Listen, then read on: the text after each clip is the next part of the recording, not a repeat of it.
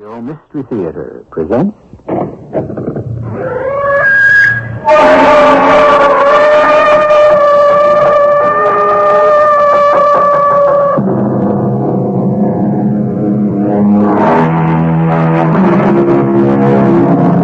Come in.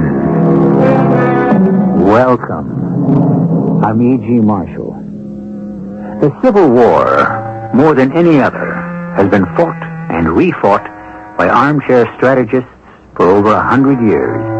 But there is one skirmish that till now has been kept quiet. It has been kept dark and hidden in a fog of secrecy and the mists of mystery. It concerns a battle of wits and 25 priceless blue-white diamonds. Well, Andrew, what are you doing alone in a room with a female corpse? I don't know the lady, Inspector. I arranged to meet her here, came up to her apartment, and found her dead. You just found her. Inspector, you know shooting people isn't my line. There is always a first time, Andrew, if there's motive enough.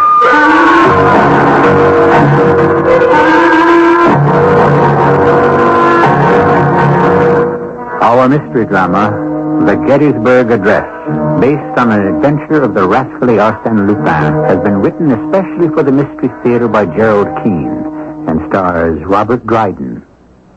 It is sponsored in part by Sign-Off, the sinus medicines. I'll be back shortly with Act One.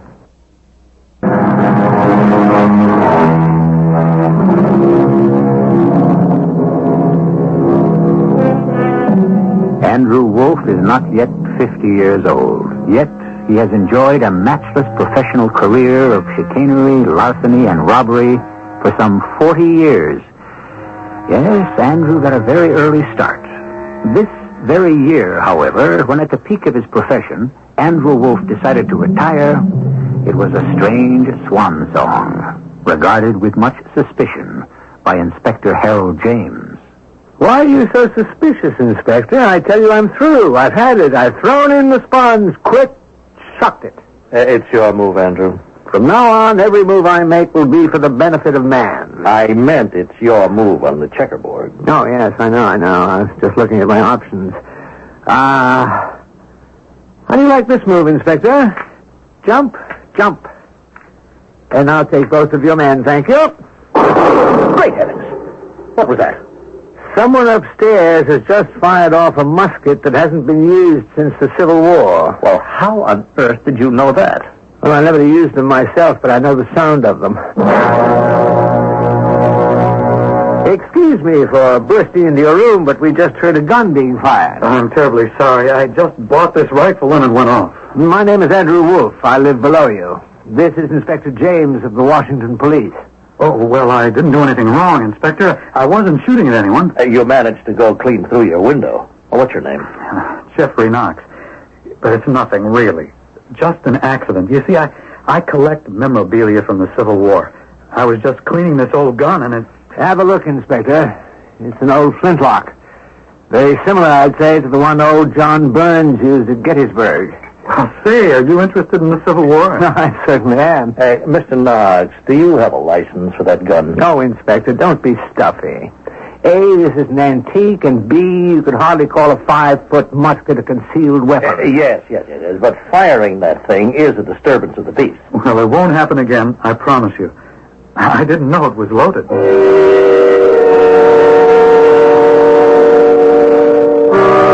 Mr. Wolfe? No, come on in, Knox. I'm just reading. Oh, what's that you've got, a painting? Remember me? The day before yesterday, I shot off that old musket, and you came upstairs with the inspector? Yes, of course I remember you, Knox, the Civil War buff. I want you to look at this painting I just found. Well, I'm no expert on art value. Jewelry and gems, yes. Paintings, no. Well, I thought because of your interest in the Civil War, you see, it's not much of a picture. As you see, it's a garden surrounded by a stone wall. Now, there's a well and a sundial. I see something else to the left there. Isn't that a cannon? Why, so it is a cannon. I didn't notice that. Let me see the back. Yes. This place could be Gettysburg. You're sure? Well, how do you know? Well, here on the back, a date. 4/7/1863. Well, I saw that, but that's April 7th, 1863, and the Battle of Gettysburg Was in July, I know. But in those days, the number of the month followed the number of the day. So 4/7/63 is the fourth day of the seventh month. In other words, July 4th, 1863, the last day of the battle. Then this is it. This is really it. This is what? Oh, nothing. Well, do you see any other clues in that painting, Mr. Wolf? I mean, can you tell me more about what it represents? It's a garden. The shadows of the sundial and the well and the trees are deeper on the left, which might mean the time the painter wished to represent is about 4 o'clock in the afternoon, 4 or 5. The cannon faces south, so it could be a Union Army encampment. Mr. Knox, what can you tell me? Well, only that I happened to find it in an antique store, and I was told it's the key to a great unsolved mystery. Really? Unsolved mysteries are a hobby of mine. Oh, Mr. Wolf, you've been so helpful. There's something else I'd like your advice on. I wonder if you'd come upstairs for a minute. You notice this apartment of mine faces a house across the street. Now, I'm going to lean this painting on a chair by the window. If you'll just take these binoculars and have a look, Mr. Wolf, straight ahead, at the window directly in your line of sight, what do you see inside that room? On the wall? Well, I'll be... It seems like the identical painting. Pretty close, isn't it? Yeah, I'd say very close. The sundial, the well, the stone-walled garden. Who lives in that apartment? I don't know. But you're curious that someone else seems to have a representation of what may be a garden in Gettysburg just like yours. Well, the man who sold me this painting this morning said, "You have just bought yourself a map of great value." He said, a map? Well, maybe not in those words, but the impression I got was, well, you know, like the map of buried treasure in Treasure Island. The X's that mark the spot. And that's all he told you? Well, he said that was all he knew. July 4th, 1863. What could be the connection? Well, Mr. Wolf, I've lived here almost 3 years. On July 4th last year, and July the 4th the year before, the woman who lives in that apartment where the painting is would pack up a picnic basket and go out for the day. Not come home till evening. Well, is that so strange on the 4th of July? Seems like a perfect day to picnic. Alone? And never any other day in the year? You seem to have kept pretty close watch on her. But in any case, I don't see any connection between her picnic and the painting. Except July the 4th. That's the mystery. Go to the lady and ask her what mysterious errand takes her away from here every July 4th.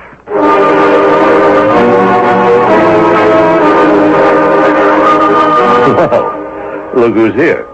Andrew Wolf himself. Inspector. I didn't expect to see you. Yes, I'll bet you didn't. Where's the body? In the next room. Well, let's have a look. Oh my. Tell me, what's your lady friend's name? I don't know. I never met her alive. All right, Andrew. You want to tell me about it? I don't know her. A neighbor of mine, though you met him, he lives upstairs, Jeffrey Knox. He and I had an appointment with this woman to ask her about a painting she has. At the last minute, he called me and said he couldn't make it, but would I go and talk to her? So I came up, the door was open, and there she was, dead as a herring. So I called the station house. What was the reason you were visiting a lady that you didn't know? Now, look, don't pretend you didn't hear me, because she had a painting I wanted to ask her about. I see. Well, where is it? See that rectangular mark on the wall, Inspector? That's where it hung. The painting is gone. Oh, well, isn't that too bad? Yes, it is, Inspector. In fact, very bad. Would you mind if I followed my own hunches in this case? Well, you've done it before, Andrew. Sometimes with pretty good results. Your neighbor, Knox, who was going to meet you here, did he know the lady? He told me they'd never met, but he'd watched her for 3 years from his window. Interesting. Yes, I agree. I was going to drop around to see him. In fact, I was going to tell him that my suspicions were unfounded. What did you suspect? That the antique flintlock he fired off was stolen? You don't know people, Inspector. You really don't. Jeffrey Knox is loaded. You saw his apartment. Well, anybody can steal. I had the dealers checked, and I found the man who sold it to him. Inspector, I love you. You saved me hours of pursuit. I want to talk to that dealer. Before you go, give me his name.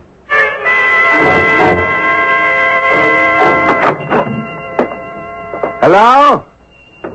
Anybody here? Mr. Krause? Hello? Anyone in the back? Mr. Krause? You're there. Can you hear me? Yes, I hear you. Where are you? I am in the cellar. The cellar? Yeah, where you look for the trap door? Trap door? No, I don't see it. Can you get me out of here? Well, sure, I'll get you out, but where's the trap door? Right side of the counter. Right side of the counter, yes. And push right side towards the wall. Push it towards the wall. All right. Yes, I'm pushing. I see the trap door. I'll have it open in a second. Oh, thank you. Here, let me give you a hand. I thought I'd be down there forever. How long were you there? What day is today? Monday? Monday. Oh, my, it's 2 days since Saturday. Thank you. Here, let me close this thing. Oh, that's a clever place to hide a trapdoor under the counter. Well, I keep my valuable antiques down there. You see how stupid I am? I tell everybody everything. That's how these things happen. As Mr. Krause, I'm Andrew Wolf. Well, whoever you are, I thank Providence you came along. How did you get down there? Well, I was attacked and robbed, sir. Terrible in this day and age, isn't it? Since I deal in valuable antiques, especially irreplaceable things from the Civil War period. Do you know what was taken? No, I haven't looked around yet. Well, Mr. Krause, you ought to go to the police. Tell them what happened here. You were kept a prisoner in your cellar for 2 days. Can you describe the man? Well, I am not sure. Is one of your clients a young man called Jeffrey Knox? No, I never heard of him. You did sell him an old flintlock gun recently, though, didn't you? Oh, yes. Oh, is that the man's name? Yes, I did. Did this man also buy from you a valuable painting? I sell valuable American paintings. This one was dated July 4th, 1863, on the back, and on the face, a scene in a garden. Yeah, well, oh, yes, I had a painting like that. There are only 2. This man, did he say where he got it? No, he didn't tell me the name of the dealer. Not from you? Oh, no, sir, no. So you recognize it, though? A painting with a sundial and a well? Yes. It dated July 4th, 1863. I know it very well. It has a long history. If you'd lived in Washington 100 years ago, you would know the story. Today, very few know about it. Well, could you tell me, Mr. Krause, in confidence? Well, I suppose I owe my life to you getting me out of the cellar. You promise it will go no further than these 4 walls? I promise. Well, on July 4th, 1863, a man was about to be hanged. Now, he had hidden enough wealth to have purchased the entire city of Washington. Now, since that day, many people have looked for it, and some have died, but it has not yet been found. But that fortune exists somewhere near Washington. So far, it's hard to tell who is on what side. Who's lying, who's telling the truth. What's the score so far? A man called Knox has fired a flintlock. An antique dealer has been locked in a cellar. A woman has been murdered. A Fortune and death seem to be fighting for the upper hand. Who loses? Who wins? Check the players with me when I return shortly with Act Two.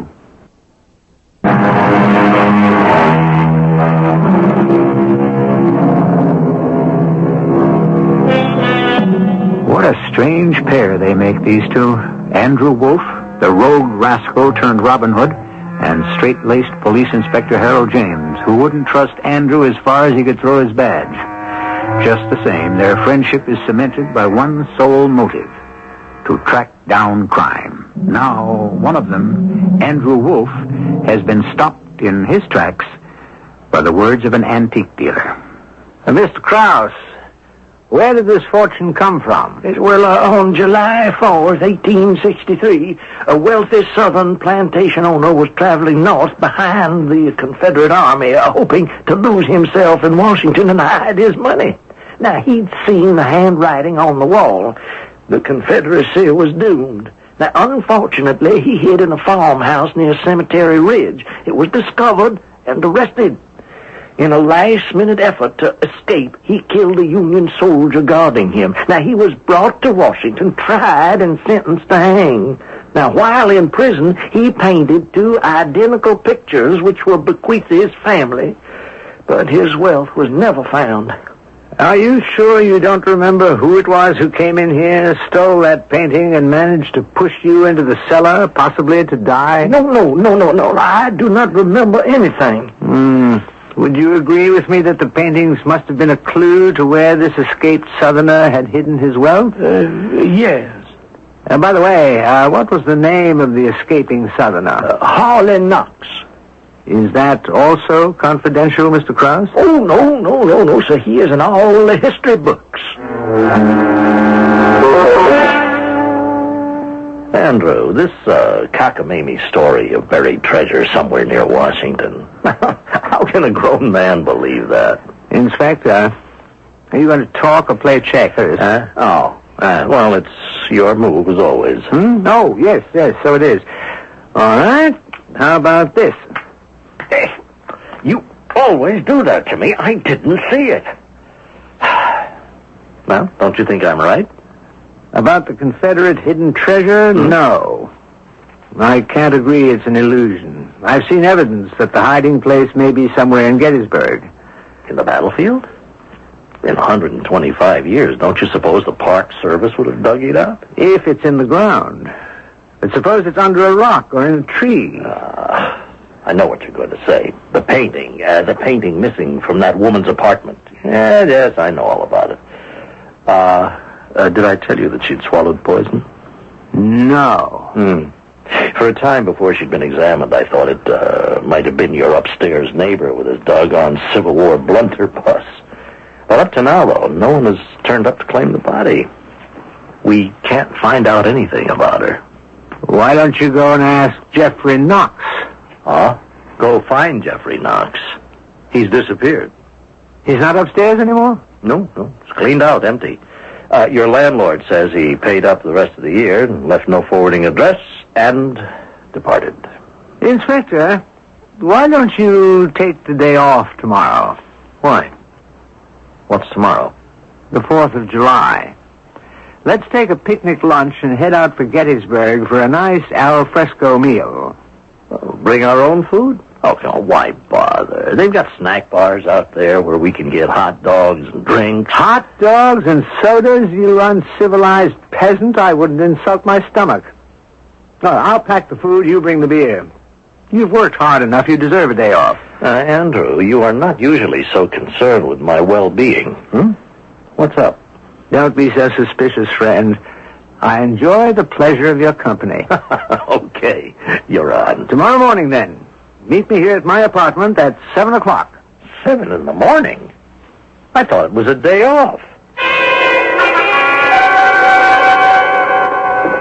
Andrew, where are you? I'm up here, Inspector. 1 flight up the stairs. I'm in Jeffrey Knox's apartment. Your door was open, but I didn't see you. What are you doing in this man's apartment, huh? Well, there's nothing like getting off to an early start. You feel okay this morning? Well, as well as anybody can expect to at 6:45 a.m.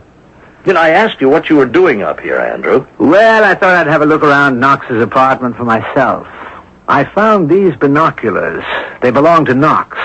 Now, before you send them downtown for fingerprints, hold them in this handkerchief like I have and point them straight out this window. Mm-hmm. The one with the hole through the glass. Now, what do you see? What room is that across the street? That's where we both discovered the dead lady. Oh, I see someone moving in there. Yeah, so did I. It's a woman. She's putting things in a basket, a thermos, and now she's heading for the door. And now, listen, I've got to stop her. No, wait. Don't head her off, Inspector. She might lead us to something. Let's follow her. Well, we just got down to the street ahead of her. Oh, there she comes out the front door carrying that basket. She's headed for the bus stop at the corner. I'll flag a cab and have it ready in case. In case what? In case she hops on a bus. So we run like the devil and catch the same bus. No, it's too chancy. We're on this side of the street, the bus is on the other. Taxi! Well, I can tell you're not on police salary. Don't you rate an expense account yet? An inspector?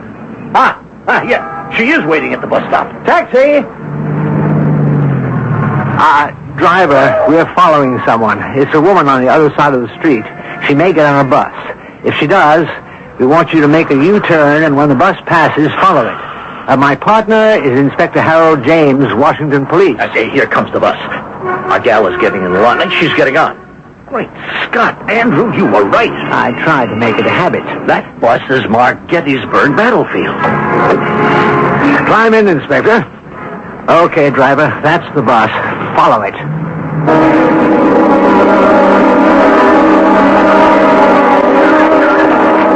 Well, am I glad we're finally here. This battlefield never looked so good to me. Yeah, it did take a little longer than I'd planned. Hold it, Inspector. What is it, Andrew? Most of the visitors to the battlefield are turning left, see? Mm-hmm. Along that path there that goes to the Park Service station where you can get your tickets. Yes, but our woman is taking that path to the right. Yeah, and she's not the only one. Yeah. Those two other women right behind her. And here comes another one, carrying a baby. They're all turning right and going past those trees. Let's go, Inspector. Would you look at that? You can't teach the public anything. Right along the path here, these signs say private, no trespassing. Nobody pays any attention. Hey, look, past those trees. An old farmhouse. Let's get closer. Andrew, there's a whole bunch of female picnickers behind us walking single file. There's about a dozen. Okay, we'll duck off the path and pretend we're looking over toward Cemetery Ridge until they pass us. Andrew, that woman, the one we were following, she went right up to the front door of the farmhouse and went inside. Yeah, so are the rest of them. Look at them, all going in that door.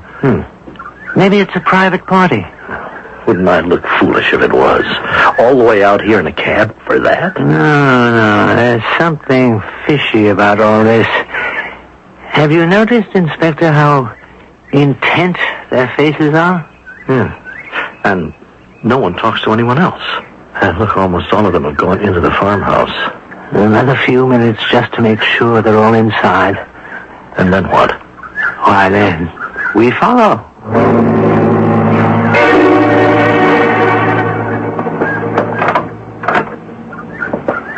No one in here. I'll shut the door. You see that sign outside? Mead's Farm. Yes. This could have been General Meade's headquarters during the battle. Not a stick of furniture, just that long table. Come see. Look through the back window. There they are. Oh, I'll be darned. Look at them all. Sitting on the ground in that garden, leaning on the stone wall around them. There's about 20. What strikes me as most extraordinary is where we are. Yes, Meade's headquarters, you said. See that old well the three girls are looking into? Yeah? Huh? See the sundial? Well, What I'm saying is that garden we see, the sundial, the well, This is the garden in those two paintings. No kidding. This must be the house where Harley Knox was captured on the 4th of July, and that garden is the one he painted before he was hanged. And you figure that some of these people must know that, and they come here to find the buried treasure? Maybe 100 years ago, Knox's children looked. But I don't think these people are doing any more than hoping. Oh, and you figure that those women are all his descendants. Who else? That woman we were following. She's still here? Yes.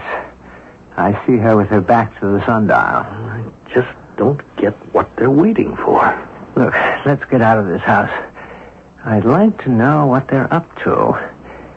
If we walk around the back and up that little hill on the other side of the stone fence, we can't be seen, but we can sit down and watch them. Andrew, I have a feeling we've come out to Gettysburg for nothing. We're not going to find out a thing. So, if we don't, the day won't be wasted. We'll enjoy the sun, eat good food, and who knows, maybe... No! Doggone it, my poor stomach. Now what's hit you? The picnic basket I made for the two of us. All that gourmet food. I left it in the apartment. I shall have to insult you with hot dogs and sodas. And ice cream. Shut up. And let's go find the snack bar.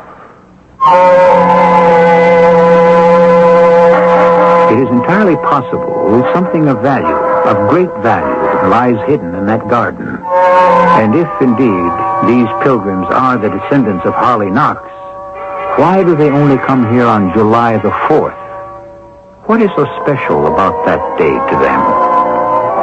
Stay with us for the conclusion of Act 3.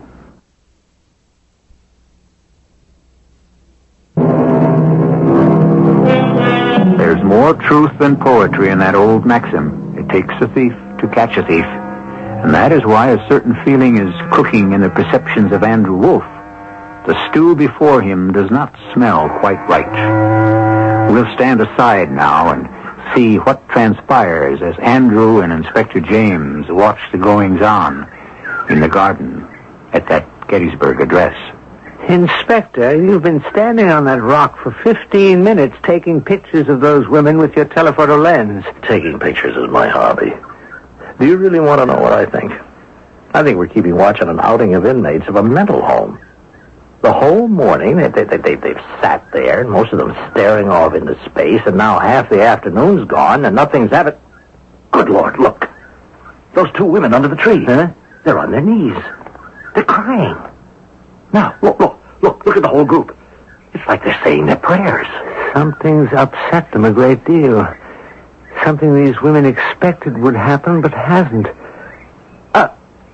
Of course. How stupid of me. Come on, Inspector. Let's make a run for it before it's too late. Are you crazy, Andrew, running 200 yards to the gatehouse? But it suddenly came to me. I've got an old friend who works here. He's the park supervisor. He'll know what all this means. Yes, but why the rush? It's 4 o'clock, closing time. All right, let's go in. I'll introduce you. Jack Little? Jack, where are you? This is where they sell guidebooks and admissions, Inspector. Jack! He's probably gone for the day. Carnes, darn it. Hey, who's that? Come on out. Come on. Oh, my Lord, just my luck. All right. What were you doing? Hiding back there. Then a whole shelf of guidebooks fell on me. Pinky Little. Andrew Wolfe. Oh, Pinky, when did you get out? Well, I've been out a year, Andrew. But I'm clean honest, clean as a whistle. Oh, Pinky, I didn't mean to be rude. I'd like you to meet Inspector Harold James. Oh, hello, Pinky. I'm glad to see you've got an honest job. You two know each other? Well, the inspector sent me up twice. Oh. Well, that's why I hid when I saw him come in. Well, there goes the ball game. Bye-bye job. Pinky, we just came in to get some information. No one's after you, I swear. Are you sure? I came in to see your father. Is he around? How is old Jack? Well, Dad's retired. That's how I got this job. He recommended me. This is what we need to know, Pinky. What is with that gathering in the garden in the back of the Meade farmhouse? What are they waiting for? And why the 4th of July? Well, those people have special permission from the Defense Department to get together at the Gettysburg address once a year. Just one day, the 4th of July. No one else is allowed in there. Only the relatives of a Southerner the Union Army hanged. There's supposed to be something this guy hid. Well, who knows? The deal is, if any one of them relatives find anything, they all get to share. And Dad told me. They used to come here with shovels and metal detectors. Women, yeah. Yeah, but that's all died out. If there was something there once, well, it sure ain't there anymore. Well, Pinky, many thanks. Tell your dad that Gettysburg is in good hands. Well, I hope I was helpful. Believe me, you don't know how helpful you were.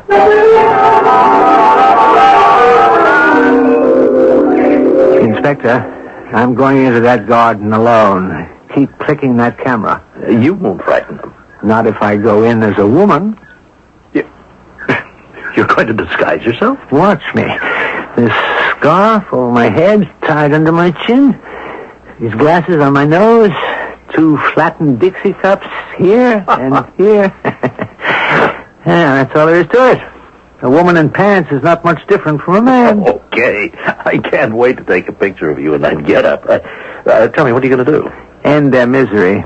I'm going out this back door right to that sundial. Well, I can tell you what time it is. It's 5 o'clock. That gives me a fast 15 minutes. My friends, you don't know me. I am Andrea Knox, and I have just recently come to Washington. We are all Knoxes here, so we are all one family.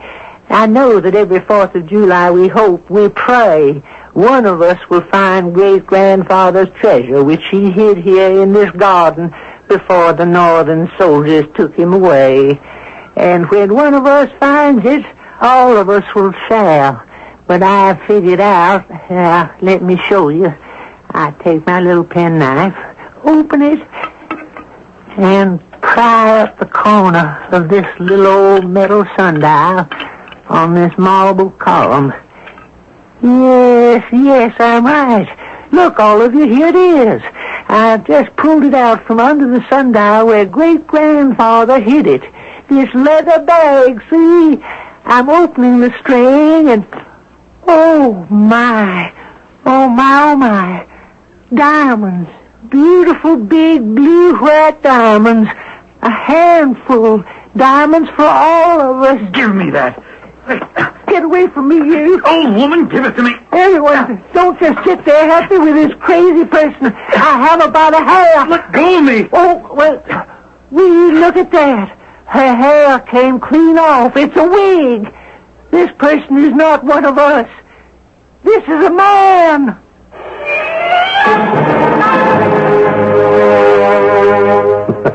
I had to laugh. I really had to laugh. There you were, Andrew, doing a superb piece of acting. A man with only a scarf tied on your head, making everyone believe you're a woman. And you get into a fight with another guy disguised as a woman. And when you ran out of there with that bag of diamonds, I never saw such a picture of collected female shock in all my life. Wait till you see the pictures I took. How is the prisoner? Oh, Jeffrey Knox? I can't keep him here much longer. Impersonating a woman is still not a federal offense. But I am holding him for questioning. Okay, let's have him in. He's still in that dress, so don't laugh. All right. Harry, show Mr. Knox in here, will you please? Well, thank you. Hope I won't be held here long. I'm sorry we all meet again and under these rather painful circumstances. Jeffrey, I'm very disappointed in you. You told me you had bought that painting showing the garden behind Meade's farmhouse, and Mr. Krause told me someone had stolen it from him. Well, I don't know why Krause lied to you. He must have had his own reasons. I bought it from Krause because I persuaded him he couldn't pass up $25,000. He was reluctant because male descendants, I understand, are prohibited to have the painting. But money talked. Why was it necessary to remove the identical painting from the apartment across the street? Why did you need 2? Well, remember that morning, Mr. Wolf, you and I were to meet her? Well, I'm afraid I set you up. I went there 2 hours earlier. She was also a Knox. Old, desperate, and unhappy. And as I knew before I went, convinced the painting had ruined her life. And she asked me to remove it and burn it. You see, this meant I would be the only one with an evidential positive claim. I did as she asked. Moved away to another part of town, and that night, well, I learned that she'd taken her own life. And the following day, the 4th, you returned to her apartment, put on her clothes, and disguised as a woman, went out to Gettysburg. To Meade's farm, which you helped identify for me, Mr. Wolf. The irony of all this is my disguise didn't help me. You, Mr. Wolf, not even related to our family, you found the treasure. No, I didn't find it. If there really is a fortune hidden in that garden, it's still there. Just a minute, Andrew. I saw you with the diamond. All you saw was a bag. I said it contained beautiful, large, blue-white, perfect stones, but how do you know? Andrew, I give you just 24 hours to come up with those diamonds.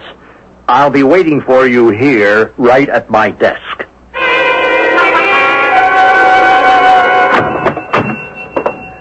Yes, sir. What can I do for you?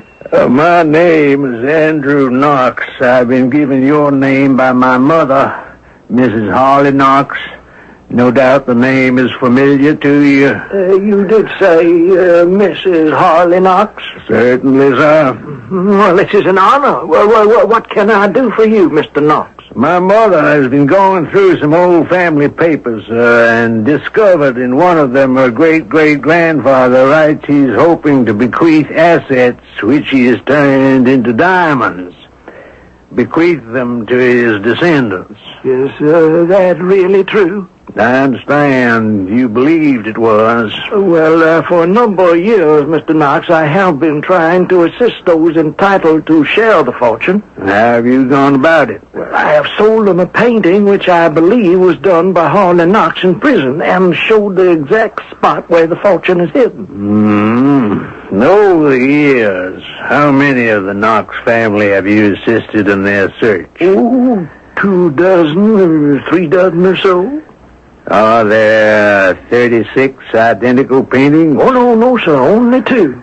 How do you circulate them? Well, after a year or so, the Knox relative has a very good general idea of where to look, and once a year they all gather.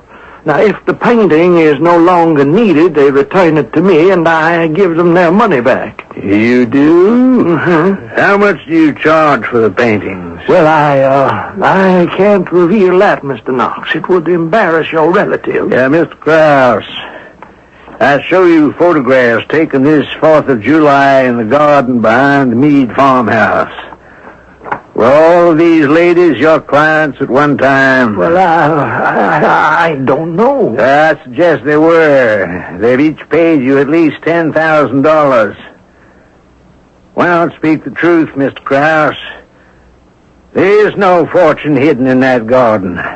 You've taken advantage of ancient hearsay and the gullibility of unfortunate women. Well, I have done nothing wrong. The police have given these photographs to the newspapers to publish. You are in big trouble, Mr. Krause. Oh, I don't understand. Mr. Knox, how do you know about all of this? Because, Mr. Krause, I am not the son of Mrs. Harley Knox.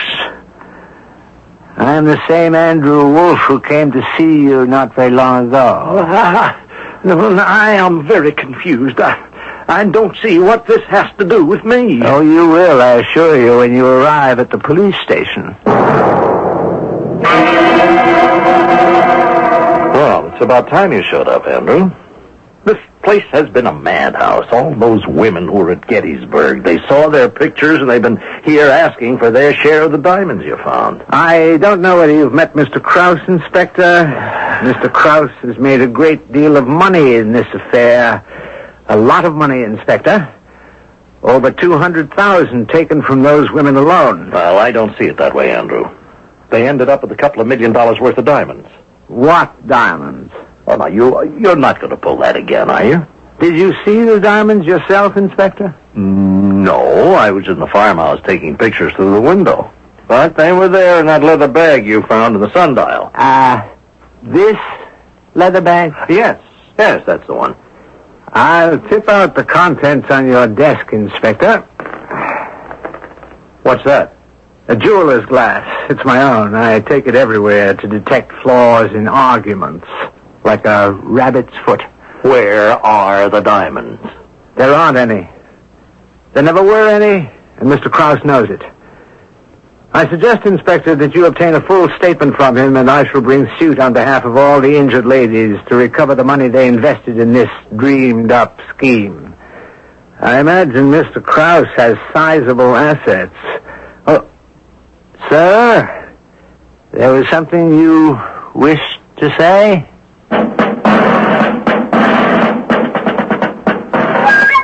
If you're like me, you've had to be on your toes to follow every turn made by Andrew Wolfe. For he thinks fast and moves even faster. A man of many resources, unrivaled cleverness, and a veteran of disguises, with the ability to be a lion or a sheep in Andrew Wolfe's clothing.